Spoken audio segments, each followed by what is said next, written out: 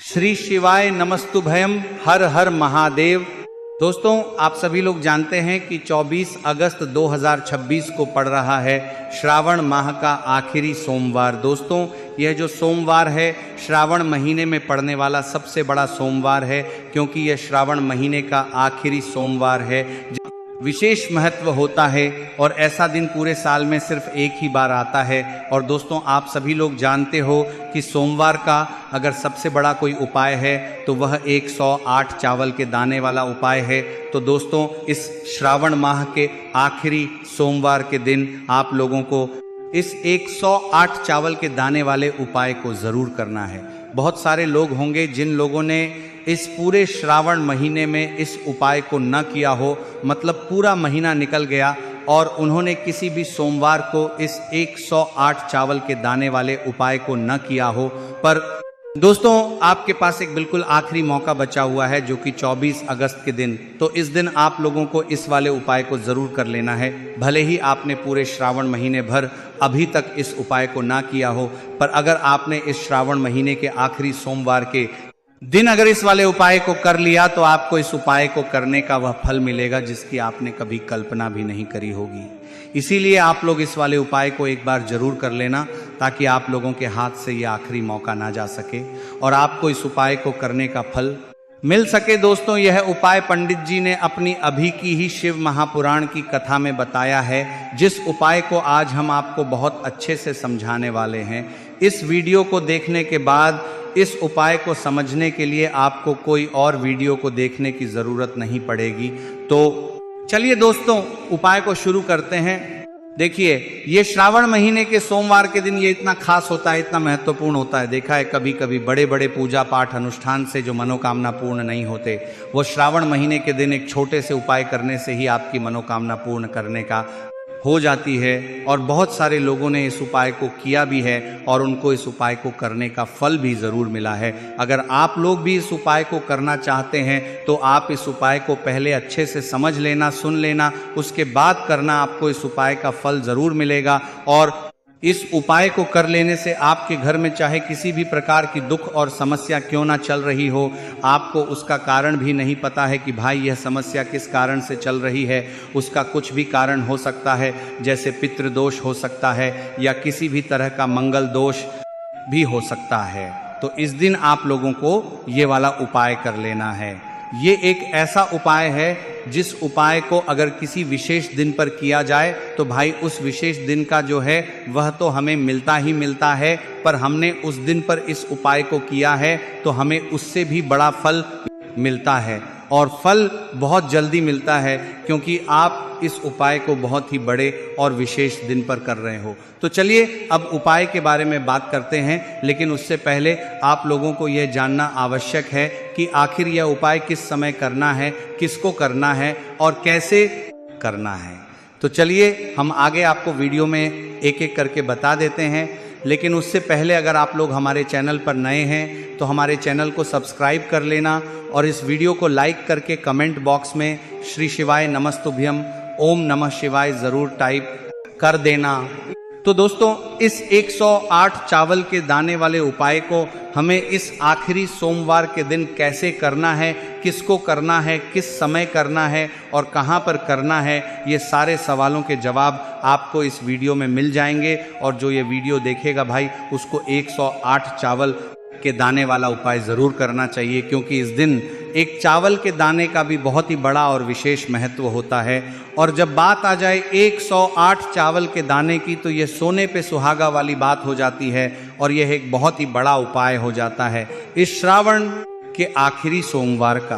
तो अब दोस्तों, इस 108 चावल के दाने वाले उपाय को आखिर करना किसको है, सबसे पहले हम लोग वो बात जान लेते हैं। तो देखो, घर की जो बड़ी माताएं बहनें होती हैं, उन माताओं बहनों में से कोई भी एक बड़ी माता बहन इस वाले उपाय को करने हो सकती है। और दोस्तों, अगर आप चाहे तो अपने घर में से सभी सदस्यों को भी इस उपाय को करवा सकते हैं। अगर किसी व्यक्ति की खुद की कोई मनोकामना है, खुद की कोई दुख और परेशानी है, जो कि वह अपने लिए ही करना चाहता है इस वाले उपाय को, तो वह खुद अपने लिए भी करना चाहता है।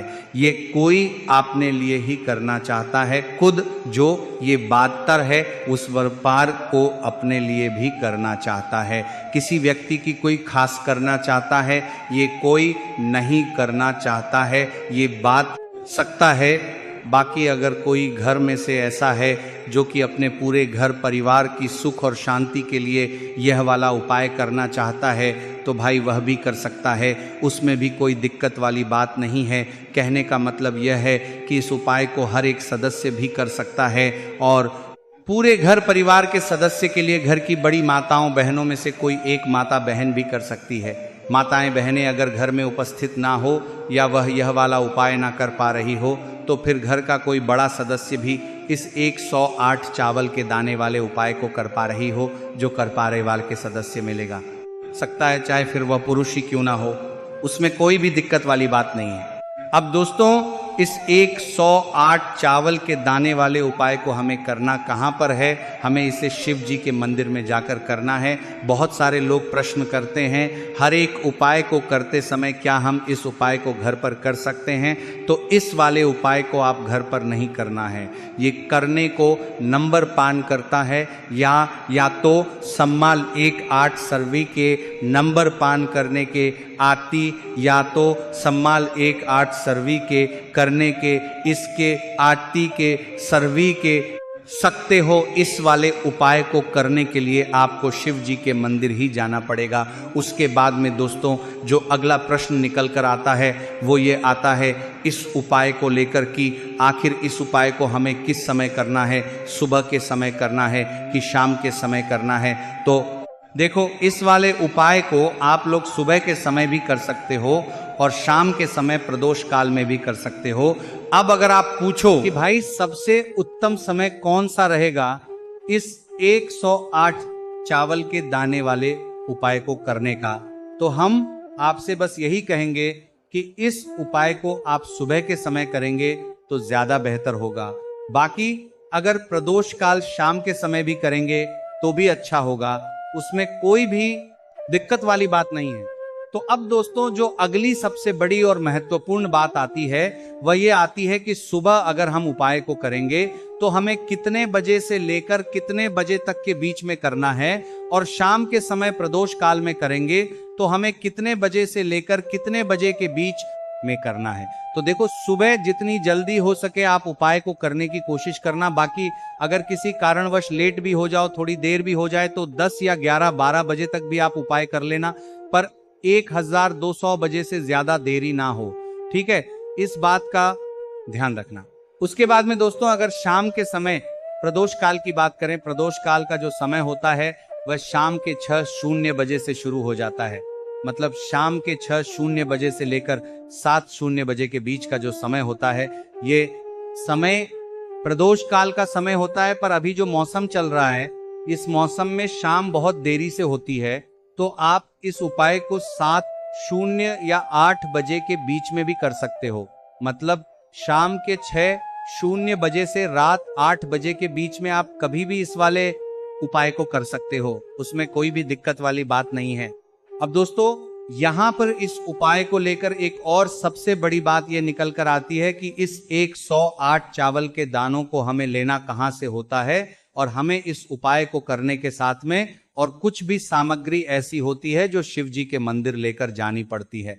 तो देखो, यहां पर हम आपको बता दें, सबसे पहले आप लोग ये जान लो कि यह जो 108 चावल के दाने वाला उपाय है, सिर्फ और सिर्फ आप उपाय की सामग्री लेकर कभी भी शिव जी के मंदिर मत जाना, क्योंकि हमें भगवान के सामने यह नहीं दर्शाना है कि अगर हम भगवान शिव जी के मंदिर आए हैं तो अपने फायदे के लिए ही आए हैं। तो इसलिए जो भी पूजन सामग्री है, उपाय सामग्री है, 108 चावल के दाने, इसके साथ में आपको पूजन सामग्री भी जरूर लेकर जाना है। देखो, अगर सुबह के समय उपाय कर रहे हो तो सीधी सी बात है, 1 लोटा जल तो आप लेकर जाओगे ही जाओगे। वही 1 लोटा जल अगर मिट्टी का जल हो तो बहुत अच्छा रहेगा। मिट्टी का जल कैसे बनाया जाता है, इसके लिए हमने पहले से बहुत सारी वीडियोस बना दी है। आपके पास इस दिन एक आखिरी मौका रहेगा मिट्टी का जल शिव जी पर चढ़ाने का और उपाय को करने का बहुत बड़ा आपको इस दिन फल मिलेगा। तो इसीलिए इस दिन हो सके तो भाई मिट्टी का जल चढ़ाना तो अपने साथ में कम से कम 1 लोटा जल तो आपको लेकर जाना ही जाना है। अगर मिट्टी का जल नहीं है तो घर का जल भी आप इस्तेमाल कर सकते हो। इसके अलावा जो भी पूजन सामग्री है, देखो 108 चावल के दाने ये अलग आपके रहेंगे और जो आपकी पूजन सामग्री रहेगी वो अलग रहेगी। पूजन सामग्री में आप जो भी चीज लेकर जाना चाहें वो लेकर जा सकते हैं, उसमें कोई भी दिक्कत वाली बात नहीं है। वहीं अगर हम बात करें शाम के समय की, तो शाम के समय शिव जी पर जल नहीं चढ़ता है, इसीलिए शाम के समय आप लोग एक दीपक तैयार कर लें जो कि गोल बत्ती का, आटे का, शुद्ध देसी गाय के घी का होगा, है ना। इस बात का आप लोगों को ध्यान रखना है और इस दीपक को आपको घर से जलाकर नहीं लेकर जाना है भगवान, वो हर करदी का जाना है, वो गोल बत्ती का, आटे का, शिव जी के मंदिर में जाकर ही जलाना है। इस बात का भी आप लोगों को ध्यान रखना है। अब दोस्तों यहां पर हमें इस बात को समझना है कि ये 108 चावल के दाने हमें लेना कहां से है, क्या हमें दुकान से लेकर आना है या हमें अपने घर से लेना है या कहां से लेकर आना है और कौन से चावल लेना है, क्योंकि चावल भी बहुत प्रकार के होते हैं। तो देखो इन सभी सवालों के जवाब आप लोग एक बात में सुन लो कि भाई ये जो उपाय है, इस उपाय में आपको ये नहीं देखना है कि भाई कौन से चावल हैं कौन से चावल नहीं है। बस जो भी चावल ले रहे हो वह चावल का दाना साबुत होना चाहिए, मतलब पूरा साबुत होना चाहिए, टूटा हुआ नहीं होना चाहिए, कटा पिटा नहीं होना चाहिए, ये बात आपको ध्यान रखना है। बाकी आपका चावल बासमती हो या सादा चावल हो या कोई सा भी चावल हो, उसमें कोई भी दिक्कत वाली बात नहीं है। तो सीधी सी बात है कि आपके घर के रसोई घर में जहां पर आप भोजन बनाते हो, वहां पर जो भी चावल आपके उपस्थित हो, उन चावलों में से अपनी 1 कटोरी भर लेना या 1 मुट्ठी चावल अलग से निकाल कर रख लेना, क्योंकि हम 108 चावल ही यहां पर इस उपाय में लेने वाले हैं। तो हमें ये चावल के दाने गिनकर निकालने पड़ेंगे। इस बात का आप लोगों को ध्यान रखना है। तो अपने उस चावल की कटोरी में से या चावल में से 108 ऐसे चावल के दाने आप लोग निकाल लो जो कि टूटे हुए ना हो, कटे पिटे ना हो, जिसमें कोई दाग ना लगा हुआ हो, है ना।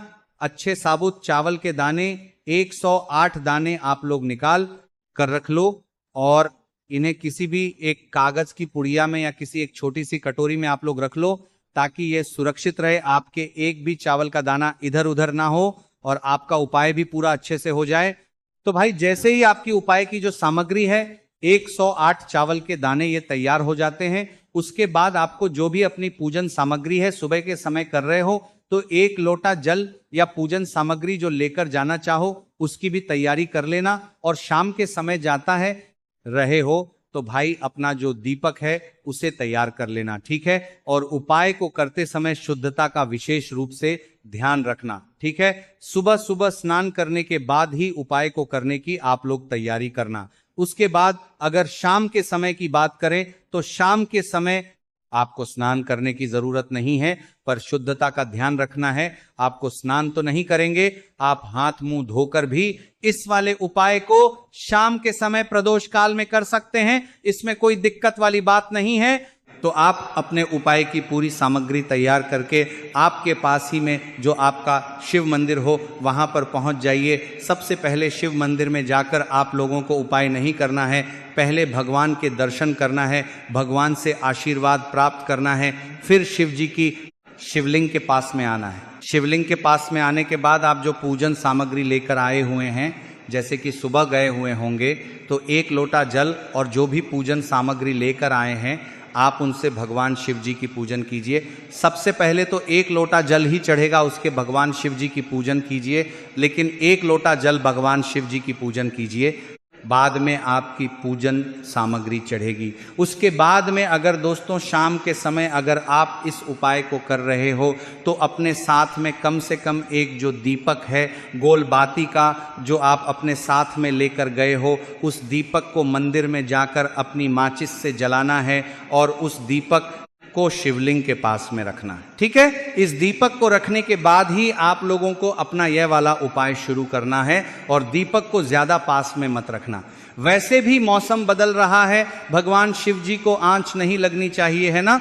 तो भाई जैसे ही आपकी पूजा अर्चना हो जाती है, आप भगवान शिव जी को प्रसन्न कर लेते हैं। उसके बाद में शिवलिंग के पास ही में आप कहीं पर बैठ जाइए, सामने या आसपास जिस जगह पर आपको बैठना हो वहां पर बैठ जाइए और अपने वह 108 चावल के दाने अपने सामने निकाल कर रख लीजिए, क्योंकि अब यहाँ पर उपाय को करने की आपको तैयारी करना है। और इस तरीके से जब आप उपाय करेंगे, पूजन सामग्री करने के बाद, पूजन अर्चना करने के बाद, तो आपको उपाय का फल बहुत जल्दी और बहुत बड़ा होकर मिलेगा। तो अपने 108 चावल के दाने अपने सामने निकाल कर रख लेना। और ये जो उपाय है ये आपकी सीधे हाथ की हथेली से होगा, इसलिए इस बात का भी विशेष रूप से ध्यान रखना है। तो सीधे हाथ की हथेली का प्रयोग करके ही आप लोग अपना इस वाले उपाय को करना। अपने सामने जो भी आपकी कागज़ की पुड़िया है उसको खोल कर रख लो, या कटोरी है तो भाई उसे अपने सामने रख लो और अपने वो 108 चावल के दाने निकाल लो, ठीक है।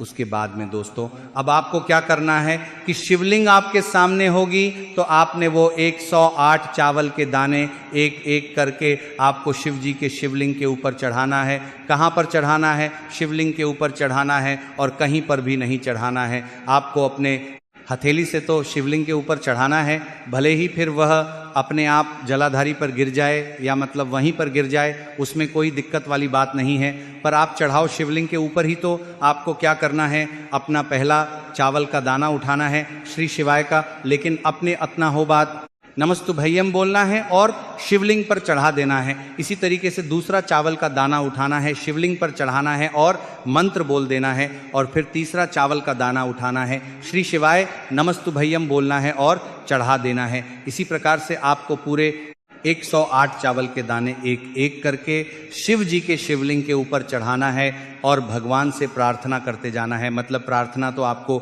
आखिरी में करना है, पर हर एक चावल के दाने को चढ़ाते समय श्री शिवाय नमस्तु भयम जरूर बोलना है। उसके बाद ही यह चावल का दाना शिवलिंग के ऊपर आपको चढ़ाना है।